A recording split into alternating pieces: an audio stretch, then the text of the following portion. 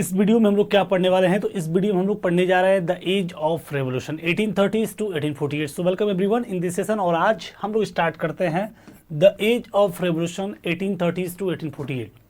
Topic में हम लोग बढ़ चुके हैं the making of nationalism in Europe तक।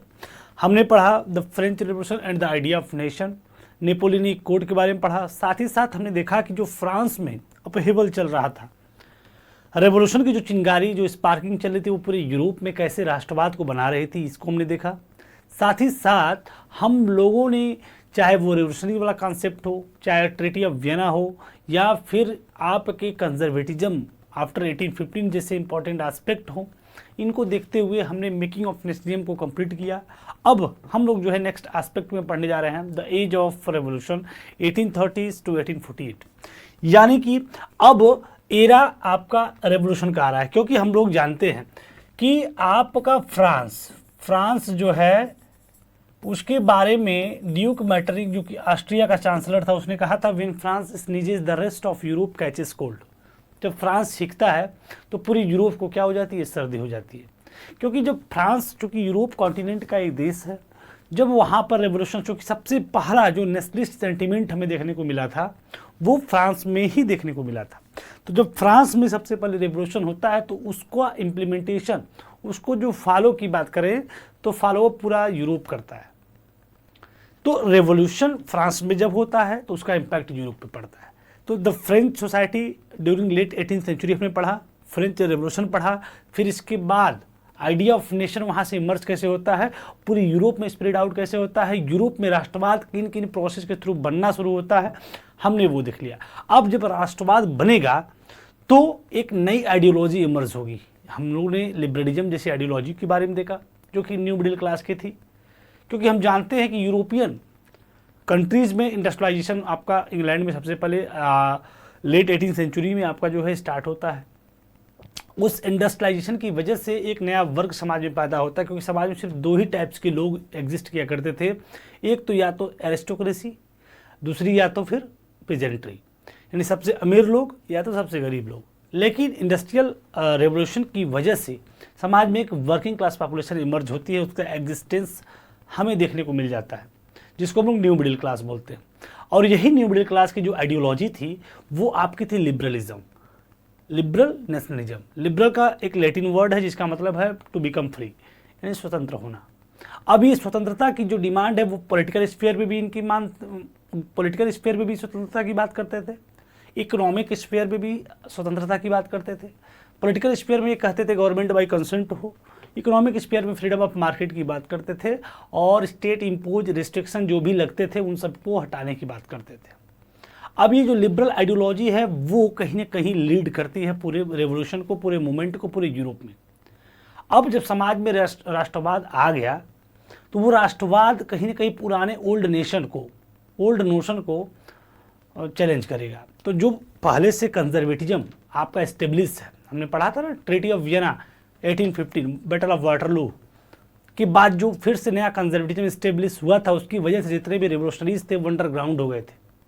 लेकिन वो अंदर ही अंदर सीक्रेट सोसाइटी बनाकर काम करते थे, और वो सीक्रेट सोसाइटी जब बनाते थे, जिसमें आपका गुजिपी मेज़नी का नाम आया था, जो कि इटालियन रेवोल्यूशनरीज था, जो यंग इटली और यंग यूरोप जैसी दो सीक्रेट सोसाइटीज़ को बनाया हुआ था।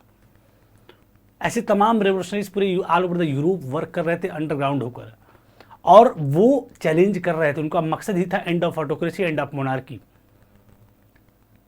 तो वक्त अब आपका वो आ चुका है कि जब समाज में ऐसे रेवोल्यूशनरीज एग्जिस्ट करते हैं और लिबरलिज्म की आइडियोलॉजी को मेंटेन किए, लोगों को इंस्पायर कर रहे हैं, तो जैसे ही मौका मिलेगा वो क्रांति करेंगे। तो वही क्रांति का दौर आपका ये जो टॉपिक है द एज ऑफ रिवोल्यूशन, वो हम पढ़ने जा रहे हैं।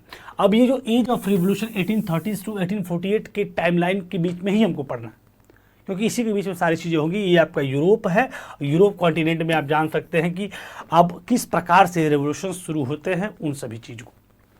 सबसे पहले हम जानते हैं कि as conservative regime try to consolidate their power, liberalism and nationalism came to be increasingly associated with the revolution in many regions of the Europe, such as Italian, German state, the provinces of the Ottoman empire, Ireland and Poland. Line को देखिए, हर line को आपको याद नहीं करना है, लेकिन basic theme को आपको पकड़ना है। जैसे ही इस पॉइंट में क्या लिखा है कि जैसे ही conservative regime try to consolidate their power after the treaty of Vienna 1815, हम जानते हैं कंजर्वेटिव फिर से शासन में आ जाते हैं, और जब वो फिर से शासन में आ जाते हैं तो अपनी पावर को कंसोलिडेट करना फिर से शुरू कर देते हैं, सेंट्रलाइज सिस्टम को फिर से वो जनरेट करने का प्रयास करते हैं, क्योंकि हम जानते हैं पूरी पावर राजा के हाथ में होती है। तो कंजर्वेटिव जैसे अपनी पावर को कंसोलिडेट करना शुरू करते हैं, मेंटेन करते हैं, उसी के पैरेलल में जो लिबरलिज्म और जो नेशनलिज्म की आइडियोलॉजी है वो भी कहीं न कहीं इंक्रीज हो रही थी अंदर ही अंदर। ऐसा नहीं कि वो खत्म हो गए, वो अंडरग्राउंड होकर अपना काम कर रहे थे। सो वो कहीं ना कहीं सीधे एसोसिएट हो गया रेवोल्यूशन के साथ many regions of the Europe, जैसे कि इटालियन क्षेत्र में, जर्मन स्टेट्स में, और ऑटोमन एम्पायर में, आयरलैंड में, पोलैंड में, जहाँ पर भी सीक्रेट सोसाइटीज़ बनी थी वो भी धीरे धीरे इंक्रीज हो रही थी। उसी के पैरेलल में राजा महाराजा रजवाड़े वाली व्यवस्था जो है इस्टेब्लिश हो रही है। वो अपनी पावर को जैसे बढ़ा रहा है वैसे वैसे रिवोल्यूशनरीज भी क्या हो रहा है, अपनी पावर को इंक्रीज कर रहे हैं, अपने एरिया ऑफ कंट्रोल को बढ़ा रहे हैं, लोगों को इंस्पायर कर रहे हैं, एकजुट बना रहे हैं, एंड ऑफ ऑटोक्रेसी के लिए लोगों को लगातार एक साथ जो है बनाते हुए एक बड़ी क्रांति को करने का प्रयास कर रहे हैं और इस नेशनलिज्म की आइडियोलॉजी को जिंदा रख रहे हैं। ज़्यादा चीज़ें आपको याद नहीं रखनी है, लेकिन लिखा है कि जो रिवोल्यूशनरीज थे were led by the liberal nationalist belonging to the educated middle class elite. हम जानते हैं जो क्रांतिकारी थे वो लीड बाय होते थे लिबरल नेशनलिस्ट। जो लिबरल नेशनलिस्ट लोग थे यानी मिडिल क्लास जो पढ़े थे, कमर्शियल क्लास जिसको बोलते थे, जिसका काम ही क्या था, based on production for the market, production for the market. Liberal nationalist जो बिलोंग करते थे एजुकेटेड मिडिल क्लास एलिट से, हम जानते हैं among whom were professors, school teachers, clerk, member of the commercial middle class. इसमें यानी कि ये जो लिबरल नेशनलिस्ट लोगों में प्रोफेसर हुआ करते थे, एजुकेटेड मिडिल क्लास हुआ करते थे, स्कूल टीचर्स हुआ करते थे, क्लर्क हुआ करते थे, तमाम कमर्शियल मिडिल क्लास हुआ करते थे, ये सभी लोग लिबरल नेशनलिस्ट कहलाते थे, लिबरल आइडियोलॉजी वाली कहलाते थे। और जिसकी वजह से जुलाई रेवोल्यूशन होता है। क्या होता है? जुलाई रेवोल्यूशन होता है। फ्रांस में फिर से लीड मामला चलेगा और पहला अपहीवल हमें देखने को मिल जाएगा फ्रांस में, जो कि जुलाई 1830 में होगा। जैसे ही मोनार्की अपनी पावर को कंसोलिडेट करने का प्रयास करती है, जो रिवोल्यूशनरी हैं वो भी धीरे धीरे अपनी व्यवस्थाओं को इंक्रीज कर रहे हैं, यूरोप के अलग अलग पार्ट्स में लोगों को इंस्पायर कर रहे हैं, एकजुट कर रहे हैं। ये हैं कौन? लिबरल नेशनलिस्ट लोग हैं। और ये हैं कौन? मिडिल क्लास वाले हैं। इसमें कौन कौन से शामिल है? प्रोफेसर है, बिजनेसमैन, स्कूल टीचर्स हैं, कमर्शियल मिडिल क्लास हैं, तमाम लोग इसमें जो है लिबरल नेशनलिस्ट के फॉर्म में काम करते हैं, नेशन स्टेट को क्रिएट करने के लिए, नेशनलिज्म की आइडियोलॉजी को स्प्लिट आउट करने के लिए। जिसकी वजह से फ्रांस में सबसे पहले जो अपहीवल हमें देखने को मिलता है 1830s में। कब देखने को मिलता है? 1830s में। जुलाई रेवोल्यूशन को बोलते हैं। क्या बोलते हैं? जुलाई रेवोल्यूशन, क्योंकि जुलाई महीने में ही ये चीज़ें पूरी घटना घटती है। होता क्या है कि the Bourbon king who had been restored to power during the conservative reaction after 1815 were overthrown by liberal revolutionaries.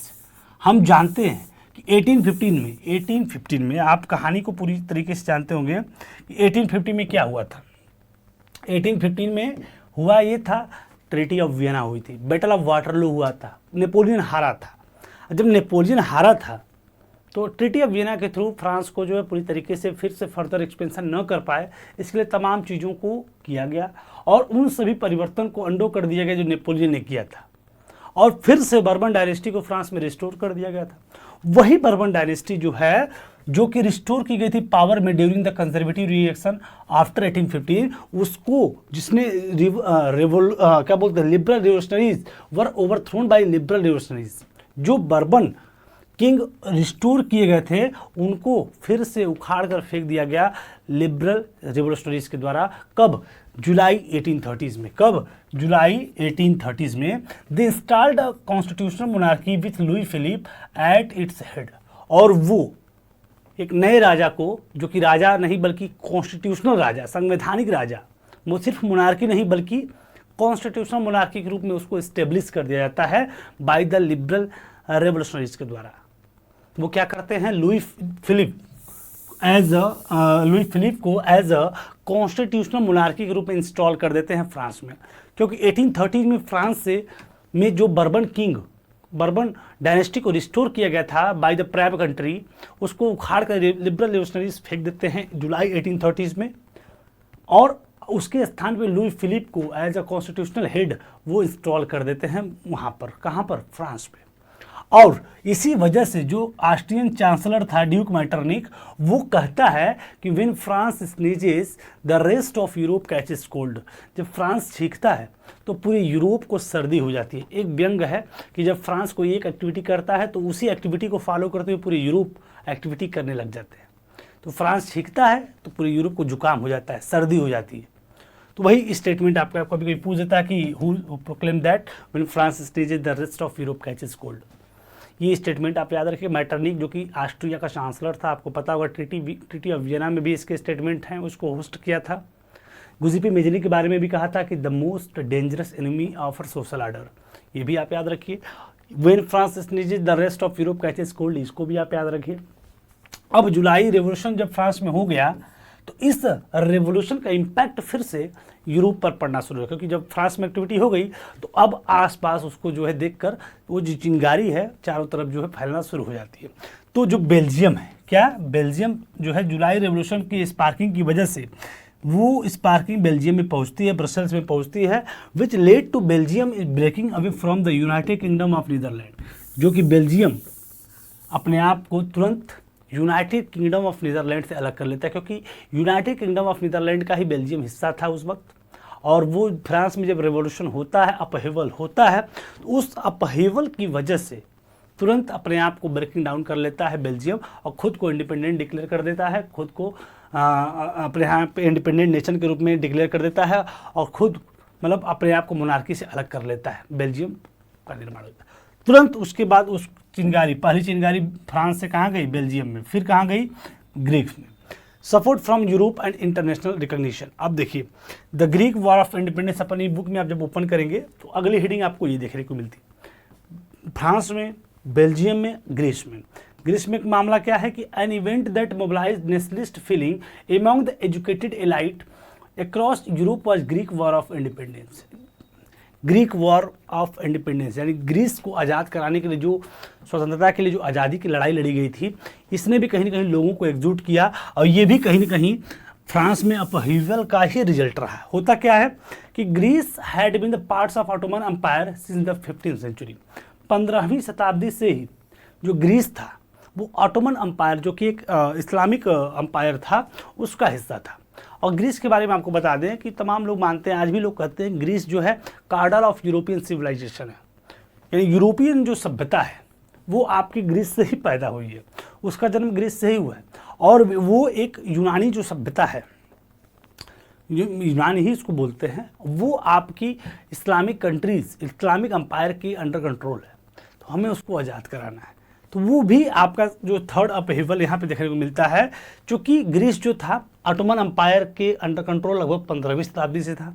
और growth of revolutionary nationalism in Europe sparked off a struggle for independence among the Greece which begin in 1821। इसको आज़ादी के लिए संघर्ष कराने के लिए, आज़ादी के लिए संघर्ष 1821 में 1821 में शुरू हो जाता है।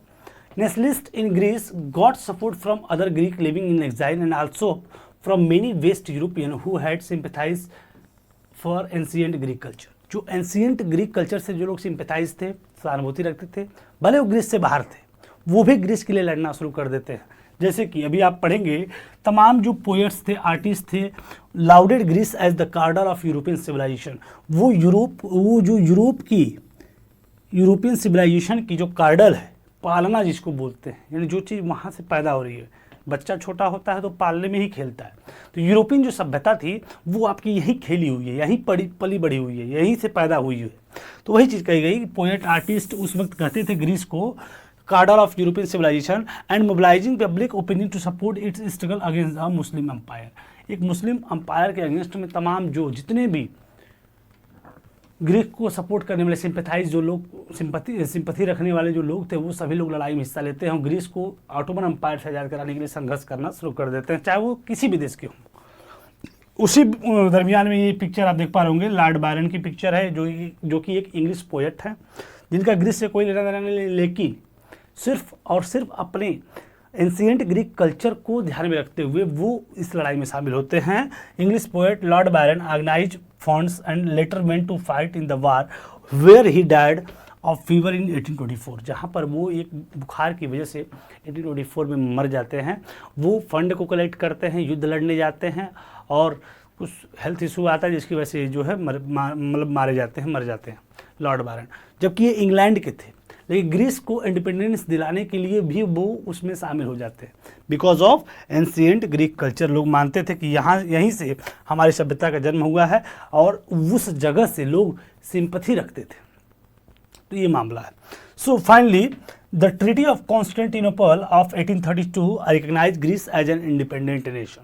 इसको आप याद रखेंगे कि किस ट्रीटी के थ्रू ग्रीस जो है एक इंडिपेंडेंट नेशन बनता है। तो ट्रीटी ऑफ कॉन्स्टेंटिनोपल 1832 इसके थ्रू ग्रीस जो है एक इंडिपेंडेंट नेशन डिक्लेयर हो जाता है। ये आपको याद रखना है। तो आप देखिए कि जो यूरोप की बात करें तो जैसे जैसे आपके कंजर्वेटिव रिजीम अपनी पावर को बढ़ा रहे थे, वैसे वैसे रिवोल्यूशनरीज भी एक्टिव हो रहे थे। मामला ये आता है कि जो लिबरलिज्म और नेशनलिज्म की जो आइडियोलॉजी है वो भी कहीं ना कहीं इसी के साथ एसोसिएट होने लगी, बढ़ने लगी तमाम यूरोप के क्षेत्र में, जैसे कि Italian, German, Ottoman empire, Ireland, Poland, तमाम क्षेत्रों में। और इस लिबरलिज्म में लिबरल नेशनलिस्ट की अगर बात करें, इसमें सभी एजुकेटेड मिडिल क्लास की बात करें, प्रोफेसर्स की बात करें, school teachers, clerk, commercial middle class, ये सभी लोग इसमें शामिल थे।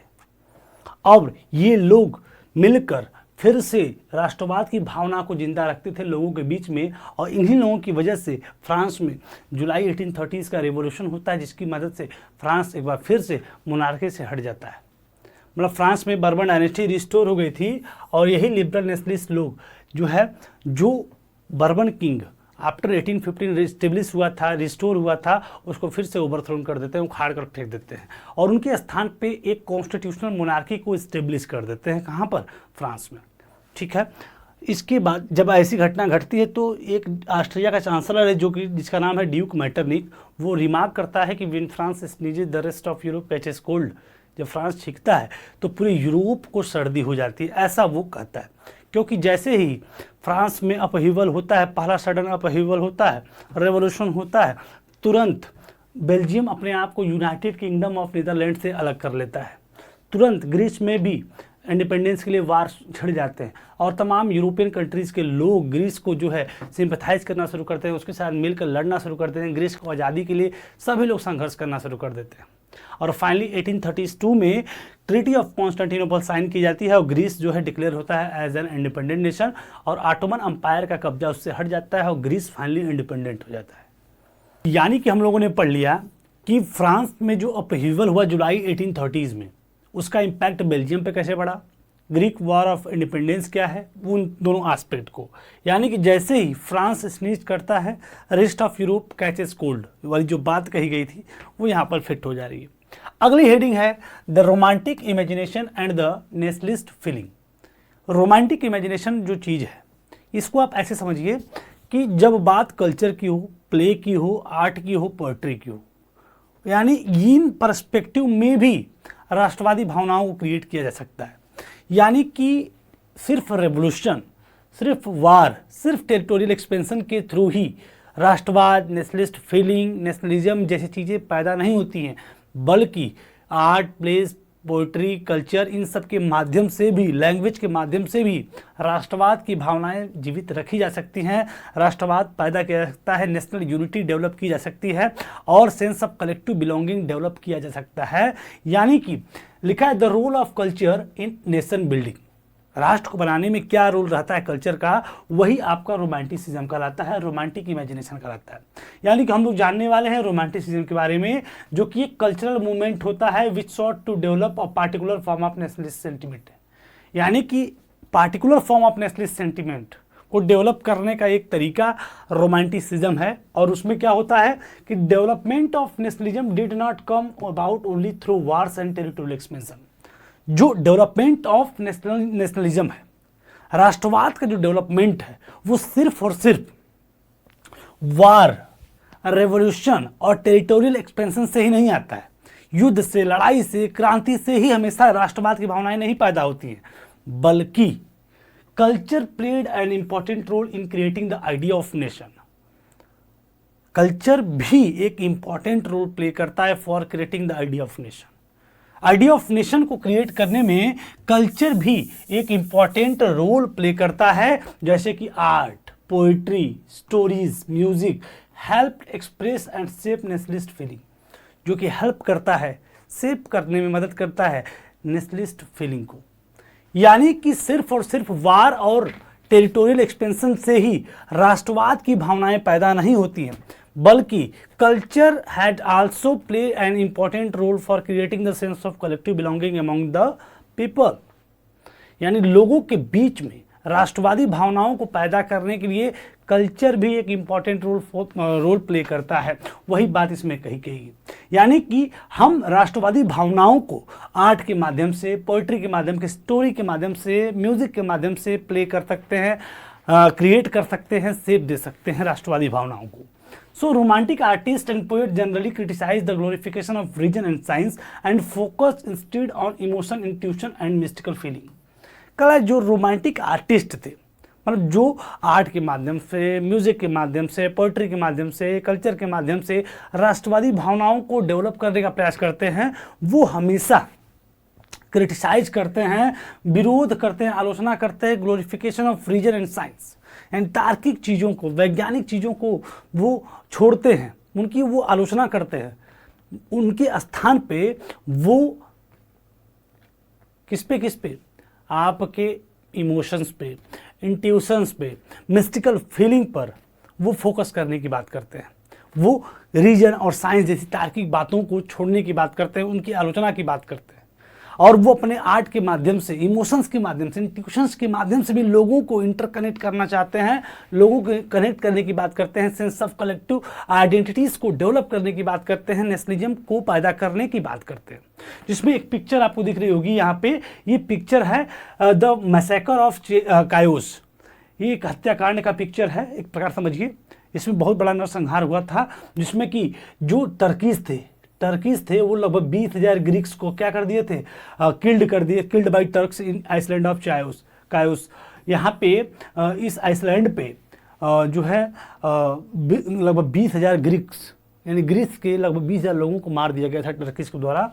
और इसी चीज़ का उन्होंने चित्रण कर दिया है, पिक्चर्स में उसको डाल दिया है। और जब इस पिक्चर को, इस पेंटिंग को इन्होंने बनाया, किसने बनाया है इसको, तो यूजेन डेलाक्रॉक्स, इन्होंने 1824 में इसको बनाया और इसके माध्यम से लोगों की सिंपैथी ग्रीस के प्रति डेवलप करने का प्रयास किया।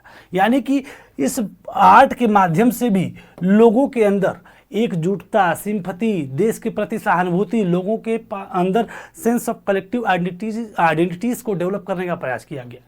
यानी कि हम समझ चुके हैं कि जब सिर्फ वार और टेरिटोरियल एक्सपेंशन पे, रिवोल्यूशन पे फोकस ना किया जाए, क्योंकि हमको यही लगता है कि जो राष्ट्रवाद है वो हमेशा वार और टेरिटोरियल एक्सपेंशन या फिर रिवोल्यूशन के माध्यम से आ सकता है, लेकिन हम इन चीज़ों पर के अलावा कहें तो art, poetry, stories, music, culture, ये also had play an important role for creating the sense of nationalism को पैदा करने में ये भी इंपॉर्टेंट रोल प्ले करते हैं।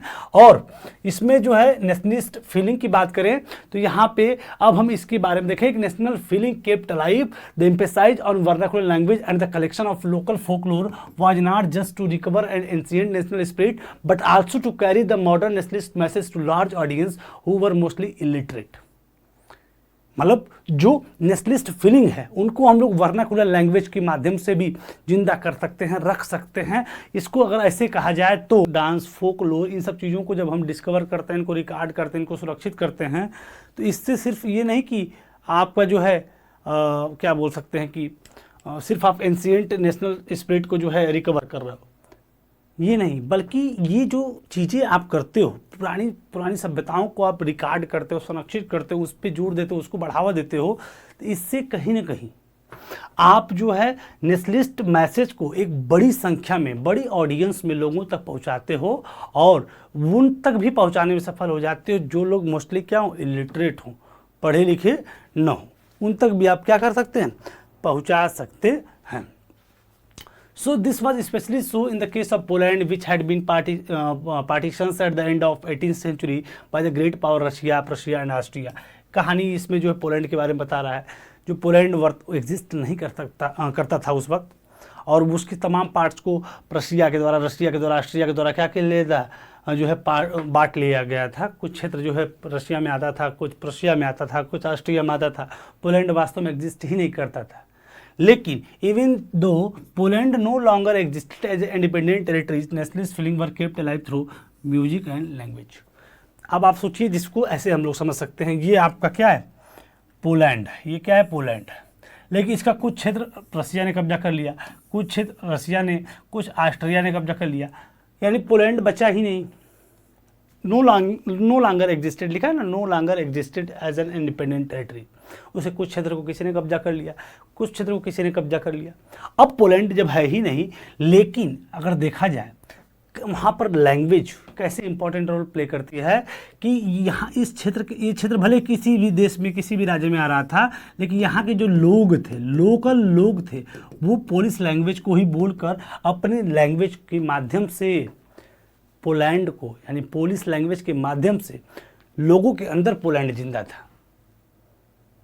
लोगों के अंदर उस लैंग्वेज के थ्रू वो सभी लोग, इस क्षेत्र के लोग एक सेम लैंग्वेज का यूज करते थे, जिसकी वजह से ये लोग मानते थे कि वी आर आल कनेक्टेड, हमारे बीच में सेंस ऑफ कलेक्टिव बिलोंगिंग है और हम एक देश के हैं। भले हम किसी भी एम्पायर में, किसी भी राज्य में, किसी भी देश में बट गए हैं, लेकिन हम लोग एक हैं।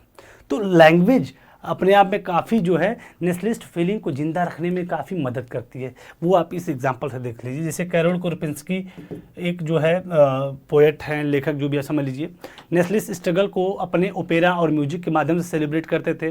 फोक dance like the polonaise and mazurka into nationalist symbol, इन सब चीज़ों को नेशनलिस्ट सिंबल की तरह यूज करते थे, डांस करते थे, लोकगीत, लोक नृत्य थे, इन सब के माध्यम से राष्ट्रीय संघर्ष को करते थे और अपने देश की बातों को एक्सप्रेस करते थे।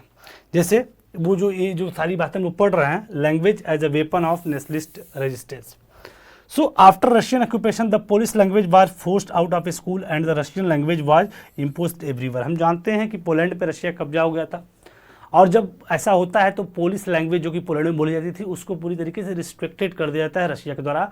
स्कूल से लेकर हर चीज़ में अब सिर्फ रशियन लैंग्वेज का ही यूज शुरू हो चुका था, ठीक है, और हर जगह रशियन लैंग्वेज को इम्पोज कर दिया गया था। 1831 की बात करें तो arm rebellion against Russian rule होता है took place which was ultimately crossed, जिसके अगेंस्ट में पोलैंड के लोग स्ट्रगल भी करते हैं, लेकिन रसिया उसको फाइनली क्रश कर देता है, ठीक है। Many members of the clergy in Poland begin to use language as a weapon of nationalist resistance. National resistance के रूप में बहुत सारे जो चर्च के जो फादर थे, तमाम जो लोग थे, क्लर्जी थे, पोलैंड में जो अपनी लैंग्वेज का यूज करके विरोध करना शुरू कर देते हैं। लेकिन उनको जब वो ऐसा करते हैं तो पोलिस जैसे कि किन किन चीज़ों में यूज करते हैं, चर्च गैदरिंग हो, रिलीजियस इंस्ट्रक्शन हो, इन सब चीज़ों में पोलैंड यानी पोलिश लैंग्वेज को यूज वो करना शुरू कर देते हैं।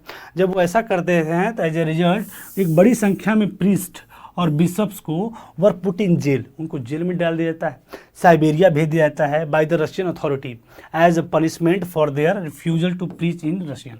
यानी कि रशियन लैंग्वेज में प्रीच न करने की वजह से उनको साइबेरिया भेज दिया जाता है, उनको जेल भेज दिया जाता है और उनकी लैंग्वेज को रोकने का प्रयास किया जाता है। और the use of Polish come to be seen as a symbol of struggle against Russian dominance. तो यहाँ पे आप देख सकते हैं कि जो पोलिश लैंग्वेज है, वो पोलिश लैंग्वेज को हम देख सकते हैं कि वो as a symbol of the struggle against Russian dominance.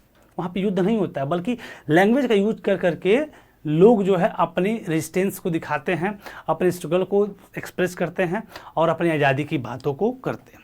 तो ये चीज़ें हमने देख लिया है इन दोनों पॉइंट्स में, और फाइनली ये चीज़ समझ गए कि through art, literature, music, folklore, language and religions the romantic imagination gives shape to nationalist feeling, it inspire people to dream free, independent and united nation. यानी कि लैंग्वेज, आर्ट, कल्चर, पोइट्री, इन सब के माध्यम से भी लोगों के अंदर नेशनलिस्ट फीलिंग आती है, नेशनल यूनिफिकेशन जैसी चीज़ें पैदा हो सकती हैं और लोग संघर्ष कर सकते हैं, एकता की फीलिंग, एकजुटता की फीलिंग को अपने बना सकते हैं। तो सिर्फ और सिर्फ जो नेशनल फीलिंग है या जो नेशनलिज्म है, वो सिर्फ युद्ध और टेरिटोरियल एक्सपेंशन से नहीं आता है, बल्कि culture also and language also play an important role for creating the sense of collective identities and sense of collective belonging. थोड़ा मोड़ा आपको समझ में जरूर आ गया होगा। इसके बाद के पॉइंट्स की और बात करें तो वो है आपका hunger, hardship and popular revolt. Hunger, hardship और पॉपुलर रिवोल्ट, इसमें भी कहानी बहुत लंबी नहीं है, छोटी सी बात है कि एक वक्त आता है 1848 का, जिसमें कि यूरोप में हंगर, हार्डशिप और पॉपुलर रूल जैसी चीज़ें आम हो जाती हैं, देखने को मिलती है। जैसे कि आपका 1830s में एक ग्रेट इकोनॉमिक हार्डशिप आती है यूरोप में। First half of the 19th century की बात करें, enormous increase in population all over the Europe. Europe की जनसंख्या क्या होती है, बढ़ना शुरू हो जाती है। सिर्फ कहानी है, एक तरफ से आप देखते जाइए, जनसंख्या बढ़ती है। Most country there were seeker of job than employment. रोजगार की तुलना में जॉब की डिमांड बहुत ज़्यादा, जितनी जॉब नहीं होती उसकी डिमांड हो रही है, ठीक है। पॉपुलेशन बढ़ना शुरू हो जाती है, ठीक है। इसकी वजह से जब जॉब कम रहते हैं तो जॉब की डिमांड ज़्यादा रहती है, लेकिन जॉब कम रहते हैं, जिसकी वजह से जो रूरल एरिया के जो लोग हैं माइग्रेट करना शुरू कर देते हैं शहरों की तरफ, और शहर जो है ओवर क्राउडेड हो जाते हैं, स्लम्स क्रिएट हो जाते हैं, झुकी झोपड़ियाँ ज़्यादा बनने लगती है। स्मॉल जो प्रोड्यूसर थे टाउन्स की बात करें तो face steep competition from imports of cheap machine made good from England where industrialisation was more advance than in the continent. अब आप सोचिए, इंग्लैंड में मशीन इंडस्ट्रियलाइजेशन अगर हो गया है तो वहाँ पे प्रोडक्शन बहुत फास्ट होगा, सस्ते दर पे कपड़े मिलेंगे, चीप रेट पे कपड़े मिलेंगे। और जब कपड़े चीप रेट पे मिलेंगे मार्केट में चीप रेट पे आएंगे, और जब हाथ से बनेगा समय भी ज़्यादा लगेगा, और समय भी लगेगा ज़्यादा तो इसकी प्राइस ज़्यादा होंगे। लेकिन जब मशीनों से प्रोडक्शन करके कपड़ा आने लगा और उसका प्राइस कम है तो लोग उसको खरीदना शुरू कर दिए, जिसकी वजह से स्टीफ कंपटीशन, जो स्मॉल जो प्रोड्यूसर थे वो कहीं ना कहीं स्टीफ कंपटीशन को फेस करना शुरू कर देते हैं। This was specially to textile production. खास करके इसको हम लोग टेक्सटाइल प्रोडक्शन वाले फील्ड में जरूर देख सकते हैं, ठीक है। carried out mainly in the homes are small workshop only partially machinized, ठीक है। in region where the aristocracy still enjoy power peasant struggle under the burden of feudal dues and obligation। बात करें इन सभी क्षेत्रों में तो एरिस्टोक्रेसी आज भी इंजॉय कर रहे हैं अपने प्रिविलेजेस को, पीजेंट वहीं पे स्ट्रगल कर रहे हैं फ्यूडल ड्यूज के अंतर्गत, ऑब्लिगेशन के अंतर्गत, तमाम उनके ऊपर कर्ज हैं, तमाम समस्याएं हैं। The rise of food prices और a year of bad harvest led to widespread pauperism in towns and countries. Food prices बढ़ना शुरू हो गए, फसल चूँकि बर्बाद हो चुकी थी उस साल, और कंगाली शहर में, गांव में, हर तरफ कंगाली हो चुकी थी। कंगाली का दौर आ गया था, जिसको आप इस पिक्चर के थ्रू देख सकते हो, प्रेजेंट जो है प्राइजिंग 1848।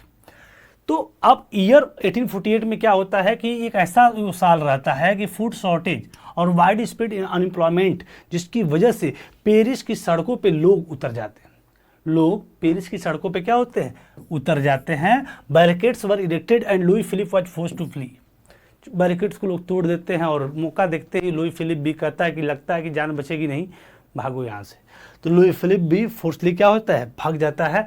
और जब भाग जाता है तो जो रेवोल्यूशन ऑफ 1848 होता है, national assembly proclaim a republic, granted suffrage to all adult male over 1820 over above 21 and guaranteed the right to work. इतनी सारी समस्याएं थी, अनएम्प्लॉयमेंट बढ़ता जा रहा है, लोग शहरों की तरफ भाग रहे हैं, वहाँ स्लम्स क्रिएट हो रहे हैं, जो कि झोपड़े लोग रहने को मजबूर हैं, फसल बर्बाद हो गई, बैड हार्वेस्ट हो गई, तमाम चीज़ें चल रही हैं। पापरिज्म, कंगाली का दौर जो है यूरोप में शुरू हो चुका था, ठीक है। फूड शॉर्टेज और तमाम चीज़ों, महंगाइयों को देखकर लोग सड़कों पर उतर जाते हैं। जब बैरिकेड्स को तोड़ना शुरू कर देते हैं, राजा जो है भाग जाता है। लुई फिलिप जो कि कॉन्स्टिट्यूशनल मोनार्की उस वक्त बना हुआ था, वो जान के, मतलब उसको पता चल जाती है कि जैसे वहाँ पे फ्रांस में 1789 में सब मारे थे, कहीं ऐसा ना हो कि इस समय भी इसका जिम्मेदार हमको समझ के लोग मार दें, तो वो भाग जाता है। और जब भागता है तो नेशनल असेंबली खुद को रिपब्लिक डिक्लेयर करती है, फ्रांस बन जाता है रिपब्लिक, यानी फ्रांस पूरी तरीके से 1848 में डेमोक्रेटिकल फॉर्म ऑफ गवर्नमेंट के रूप में बन जाता है, स्टेब्लिश होता है, रिपब्लिक हो जाता है। और वो सफ्रेज देता है ऑल एडल्ट मेल एबव 21, 21 से ऊपर के सभी पुरुषों को देता है सफ्रेज, राइट टू वोट और guaranteed right to work. National workshops to provide employment were setup.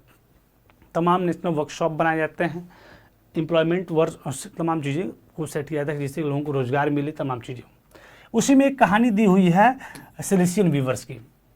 कहानी इसकी आप समझ लीजिए। सेलेसिया क्या है, पोलैंड का एक छोटा सा गांव है, समझ लीजिए।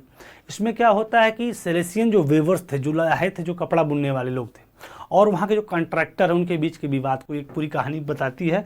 आपको याद नहीं रखना है, लेकिन जो है कहानी दी हुई है तो हम थोड़ी इस कहानी को समझ लेते हैं।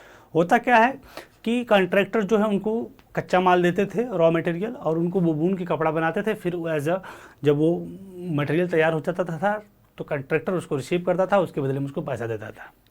वक्त इसी समय चलता है सेलेसियन वीवर्स का कि कॉन्ट्रैक्टर उनको कम प्राइस देना शुरू कर देता है, महंगाई बढ़ रही है उसके बाद भी उसको जो है कम प्राइस देना शुरू कर देता है, जिसकी डिमांड जब वेवर्स करते हैं तो उसको अनसुना करता है, जिसकी वजह से दोनों के बीच में कॉन्फ्लिक्ट क्रिएट होता है। फाइनली जो वेवर्स जो होते हैं कॉन्ट्रैक्टर के घर पे होम पर आक्रमण कर देते हैं, उनके घरों को लूट लेते हैं, फसलों को लूट लेते हैं, बर्तनों को लूट लेते हैं, जिसकी वजह से कॉन्ट्रैक्टर डर के मारे भाग जाते हैं, रिटर्निंग करते हैं आर्मी के साथ, और फाइनली उनके बीच में कॉन्फ्लिक्ट होता है और लगभग 10 से 12 लिखा है ना, he return 24 hours later having requisitioned the army in the exchange that following 11 weavers were shot. लगभग 11 जो वेवर्स मारे जाते हैं। तो ये पूरी घटना आपकी सेलेसियन वीवर वाली है, जो the weavers revolt in Silesia 1845 वाली कहानी, ये चीज़ें। So economic hardship, food shortage, unemployment in the 1830s led to deep distress. ठीक है, 1848 people rose to revolt across Europe dominant, यहाँ पर थोड़ा सा आपको ना दिख रहा होगा, लिखा है कि in 1848 people rose in revolt across Europe demanding right, works and dignity. इन सब के डिमांड में लोग क्या कर देते हैं, रिवोल्ट कर देते हैं। तो ये पूरी कहानी आपकी है hunger, hardship and popular revolt की। कहानी कुछ लंबी नहीं है, जो समस्या यूरोप में है, फिर रिजल्ट जो आता है, और फाइनली उसका सोल्यूशन क्या किया दिया जाता है, और एक कहानी है सेलेसियन वीवर्स की। अगली जो हेडिंग है आपको देखने को मिलता है the spark of revolution in 1848। अब देखिए, पीजेंट रेवोल्यूशन कर रहे हैं, गरीब रेवोल्यूशन कर रहा है, तमाम चीज़ें हो रही हैं। उसी वक्त जो मिडिल क्लास है, एजुकेटेड मिडिल क्लास है, वो खाली कैसे बढ़ सकता है, वो भी रेवोल्यूशन करता है, वो भी रेवोल्यूशन करता है। तो वही लिखा है कि the revolution of the liberals, revolution of the liberal. ये पिक्चर आपकी बुक में दी हुई है, इस पिक्चर पे क्वेश्चन बेसिकली बनते रहते हैं। ये आपके सेंट पॉल चर्च है, फ्रैंकफर्ट पार्लियामेंट, जहाँ पे इस्टेब्लिश की गई थी तमाम चीज़ें फ्रैंकफर्ट शहर में। 1848 में पूरी घटना घटती है। इसकी स्पार्किंग देखने को क्या मिलती है कि parallel to the revolt of the poor, unemployed and starving peasant and workers in many European countries in 1848, a revolution lead by the educated middle class was underway. एक ऐसा रेवोल्यूशन जो lead by educated middle class हो, वो भी underway था, वो भी चल रहा था। फरवरी 1848 का जो इवेंट था फ्रांस में, had brought about the addiction of the monarch, abdication of monarch and republic based on universal male suffrage had been proclaimed. राजा हट गया था और रिपब्लिक बन चुका था मामला, यूनिवर्सल मिल सफ्रेज मिल चुका था। तो उसकी वजह से in other parts of Europe में where independent nation state did not yet exist, जहाँ पे इंडिपेंडेंट नेशन अभी भी एग्जिस्ट नहीं किया करते थे, सच है जर्मनी हो गया, इटली हो गया, पोलैंड हो गया, ऑस्ट्रो हंगेरियन एम्पायर हो गया, वहाँ के जो मेन और वुमेन थे of the liberal middle class combined their demand for constitutionalism and national unification. वहाँ के लोग, मतलब यूरोप के वे लोग, जैसे फ्रांस में रिपब्लिक मामला हो चुका था, मोनार्की हट चुकी थी, तो अब उसके अलावा यूरोप के जो अदर पार्ट थे, जहाँ पे लिबरल नेशनलिज्म वाले लोग थे, लिबरल नेशनलिस्ट लोग थे, वहाँ के जो मेल थे, फीमेल थे, जो तमाम मेन और वुमेन थे, वो सभी लोग क्या, जहाँ पर अब भी इंडिपेंडेंट नेशन एग्जिस्ट नहीं करता था, जैसे कि जर्मनी हो गया, इटली हो गया, पोलैंड हो गया, ऑस्ट्रो हंगेरियन हो गया, वहाँ के लोग डिमांड करना शुरू कर देते हैं, combined their demand for the constitutionalism, कि हमारे यहाँ भी संवैधानिकवाद आ जाए, नेशनल यूनिफिकेशन हो जाए, हम भी यूनिफाइड हो जाएं, उसकी वो डिमांड करना शुरू कर देते हैं। ठीक है, कौन? Liberal nationalist. कौन लोग? Liberal nationalist. यहाँ पर लिखा ना, liberal middle class.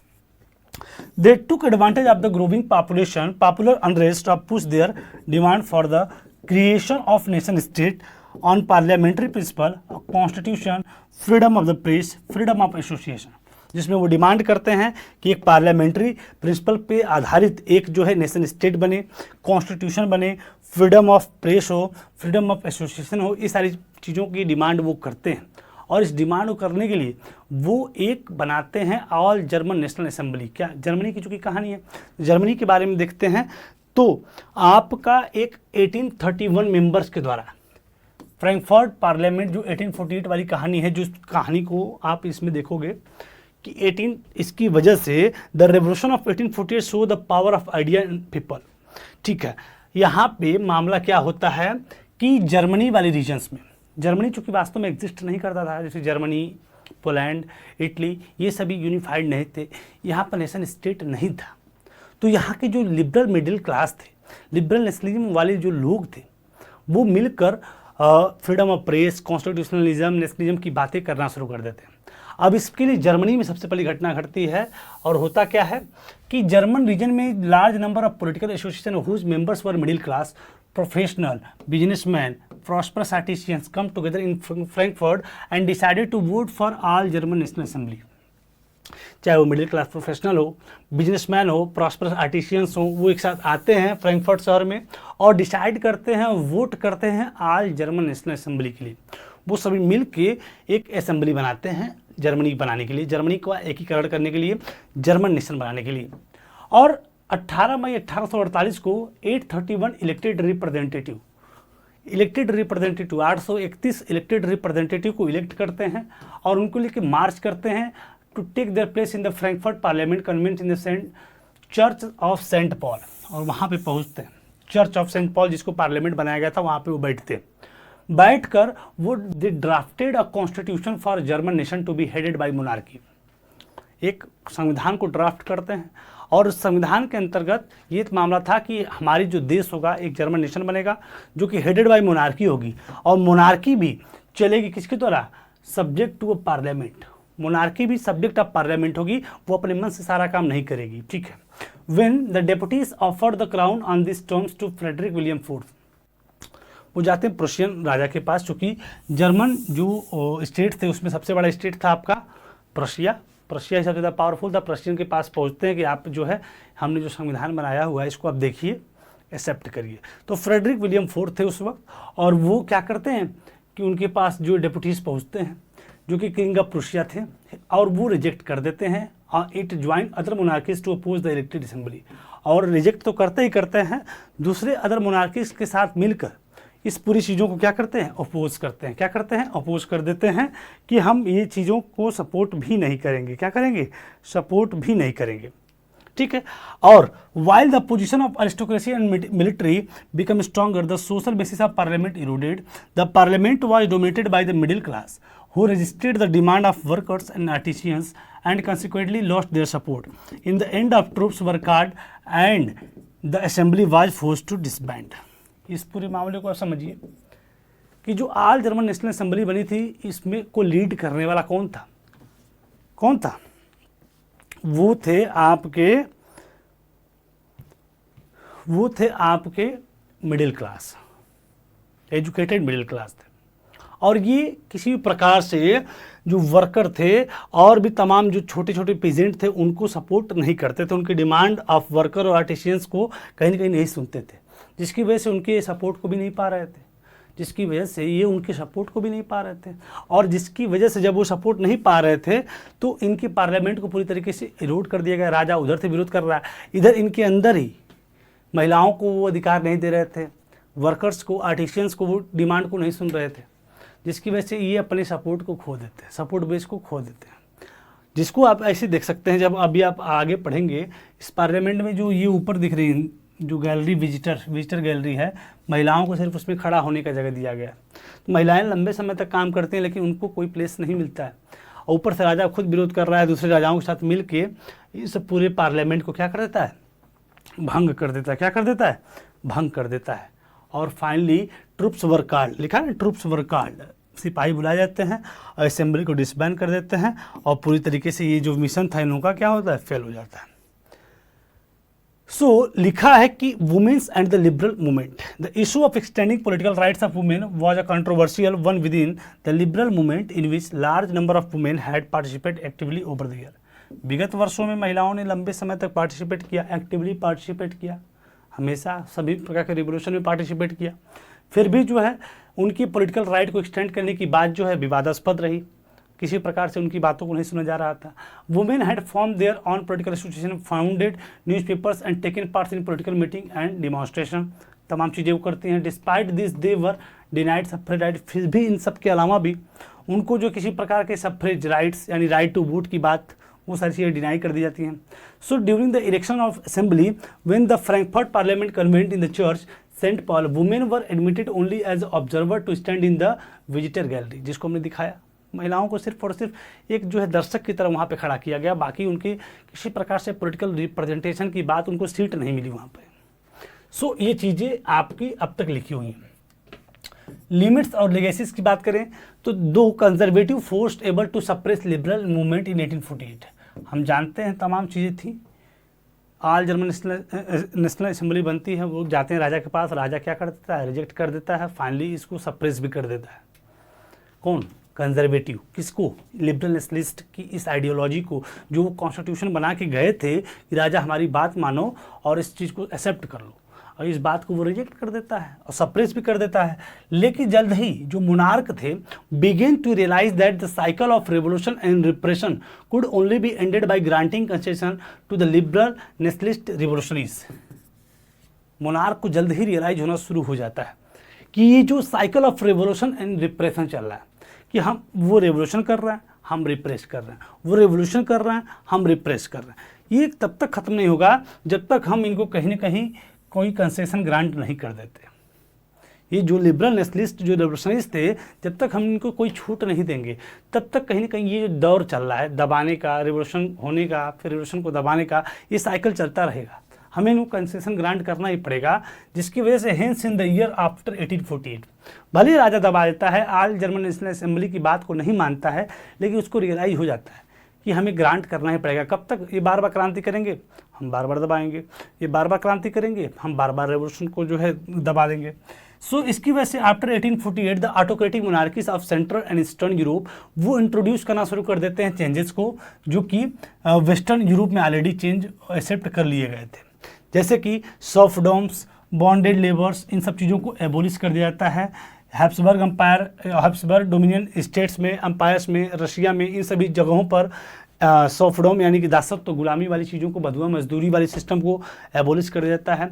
Habsburg ruler जो है ग्रांट कर देते हैं मोर ऑटोनॉमी टू द हंगेरियन इन 1867, यानी 1867 आते आते हंगेरियन जो रूलर्स थे उनको मोर ऑटोनॉमी जो है हैब्सबर्ग अंपायर देना शुरू कर देता है। यानी कि भले ये जो रेवोल्यूशन हुआ, ये जो क्रांति हुई, देखने में लगती है कि नहीं ये फेल हो गई, क्या हो गई? फेल हो गई। तो भले ही वो जो है क्रांति जो है फेल हो गई, लेकिन फिर भी राजा को रियलाइज होना शुरू हो जाता है कि नहीं, हमें कंसेशन देना पड़ेगा, जिसकी वजह से वो सर्फडम, बॉन्डेड लेबर जैसी चीज़ों को ख़त्म करना शुरू कर देते हैं और तमाम चीज़ें। सो हम ये समझ गए। इसका की जो है टेक अवेज की बात करें तो 1848 was turning point as a liberal demanded constitutional government, right and national unity की बात करते हैं, ठीक है। द मिडिल क्लास जो है lead the movement, but worker, artisans and women also played important role. हम जानते हैं Though the revolution of 1848 was suppressed, they weakened autocratic system and lead to reforms. The idea of liberty, nation and rights continue to inspire future. ये सारी चीज़ें लिखी हुई, लेकिन हमको सारी चीज़ें नहीं याद करनी है। हम लोगों ने इस फ्रैंकफर्ट पार्लियामेंट वाली हेडिंग के माध्यम से, इस पॉइंट्स के माध्यम से हमें समझे कि चारों तरफ अपहेवल चल रहा है। ऑल जर्मन नेशनल असेंबली बनाकर लिबरल नेशनलिस्ट लोग जो है उसको यूनिफाई करने की बात करते हैं, बातें सफल नहीं हो पाते, लेकिन फिर भी राजा को रियलाइज हो जाता है कि कब तक हम दबाएंगे, कब तक ये जो है क्रांति करेंगे, हमें कंसेशन इनको देना ही पड़ेगा। तो ये पूरी कहानी थी द एज ऑफ रेवोल्यूशन की, जहाँ पे क्रांतियों की बातें अधिकतर हुई हैं। क्योंकि हमने इस पूरे टॉपिक में, जिस टॉपिक का नाम था द एज ऑफ रेवोल्यूशन, इसमें हमने सबसे पहले पढ़ा एज ऑफ रेवोल्यूशन के बारे में, रोमांटिक इमेजिनेशन और नेशनलिस्ट फीलिंग के बारे में, हंगर, हार्डशिप और पॉपुलर रिवोल्ट के बारे में, इसके बाद the revolution by the liberals, इसके बारे में पढ़ा। और ये सारी पूरी चीज़ें ही द एज ऑफ रेवोल्यूशन के अंतर्गत आती है। और जो कहानी का दौर हमारा है वो चलते चलते कहाँ तक पहुँच गया है। पहले क्या था? लुई 16 फ्रांस में था, monarchy, French revolution and the idea of nation, Maximilien Robespierre, फिर डायरेक्टरी, फिर नेपोलियन हारा, फिर से आई कॉन्स्टिट्यूशनल, नेपोलियन हारा और फिर से कंजर्वेटिज्म आ गया। कंजर्वेटिज्म कुछ दिन चला, उसके बाद वो उसको भी 1815 में जब वो कंजर्वेटिज्म जो इस्टेब्लिश हुआ था वो 1830s में फिर से उसको लिबरल नेशनलिस्ट उखाड़ कर फेंक देते हैं और कॉन्स्टिट्यूशनल मोनार्की वहाँ पे इस्टेब्लिश हो जाती है, वो भी 1848 में फाइनली फ्रांस से उखाड़ कर फेंक दी जाती है। और इसके बाद पूरे यूरोप के तमाम जो देश हैं नेशन स्टेट, नेशनलिस्ट फीलिंग को एक्सप्रेस करना शुरू कर देते हैं, स्ट्रगल करना शुरू कर देते हैं, नेशनल स्टेट को बनाने के लिए संघर्ष करना शुरू कर देते हैं। एज ऑफ रेवोल्यूशन में ये सारी कहानियाँ हुई, तमाम चीज़ों को पढ़ा, कुछ अच्छे टॉपिक्स भी पढ़े। रोमांटिक इमेजिनेशन काफ़ी इंपॉर्टेंट एस्पेक्ट है, इसको हमने देखा। अब हम पढ़ेंगे जब क्रांति होने लगी तो कुछ रिजल्ट भी आएगा, जिसकी वजह से जर्मनी यूनिफाई होगा, इटली यूनिफाई होगा, ब्रिटेन का यूनिफिकेशन होगा, ये सारी चीज़ें हैं। अगली हेडिंग हमारी होगी the unification of Germany, Italy and Britain, और इसके बाद लास्ट टॉपिक रहेगा विजुअलाइजिंग द नेशन, और फाइनली इस पूरे चैप्टर को हम लोग कंप्लीट कर लेंगे। इसी के साथ सेशन को हम लोग साइन ऑफ करते हैं। आई होप ये सेशन के सभी एस्पेक्ट आपको क्लियरली स्पष्ट समझ में आ गए होंगे। इस सेशन को साइन ऑफ करते हैं। Thank you everyone. पढ़ते रहिए, मस्त रहिए, और अगर आपको सेशन समझ में आता है तो अपने दोस्तों के साथ शेयर करिए और इस चैनल को सब्सक्राइब करिए, लाइक करिए, और थैंक यू एवरीवन। पढ़ते रहिए, मस्त रहिए। Thank you.